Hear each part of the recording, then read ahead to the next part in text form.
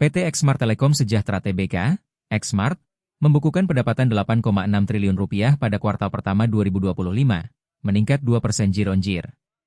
Kontribusi terbesar berasal dari layanan data dan digital yang mencapai 91% dari total pendapatan.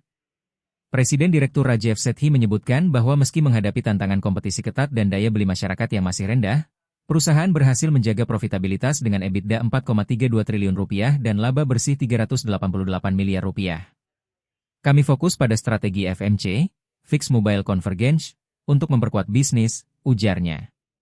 Pertumbuhan pelanggan mobile sebanyak 1,2 juta secara year-on-year dan stabilnya jumlah pelanggan FBB, Fixed Broadband, di atas 1 juta menjadi fondasi utama pencapaian ini.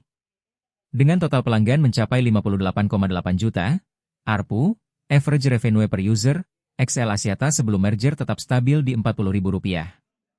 Rajeev menekankan bahwa transformasi digital melalui aplikasi MyXL dan AXISNet turut mendukung personalisasi layanan, yang terlihat dari kenaikan kontribusi pendapatan aplikasi hingga 21%. Setelah resmi bergabung menjadi Exmart pada 16 April 2025, perusahaan menargetkan menjadi operator paling dicintai di Indonesia pada 2027.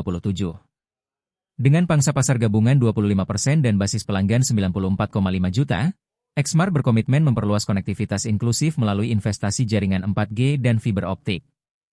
Merger ini adalah langkah besar untuk memimpin transformasi digital Indonesia, kata Rajeev.